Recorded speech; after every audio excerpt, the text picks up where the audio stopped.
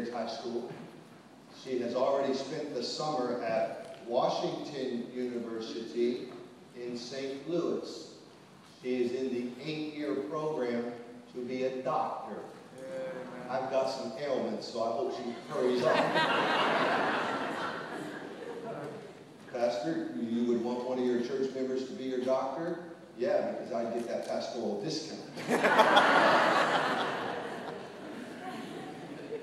Comes from a great family. She won an award that not many people win in our county. She won the Broward County Sterling Knight, Silver Knight Award for community service. But above anything, she loves Jesus Christ. Listen to her play.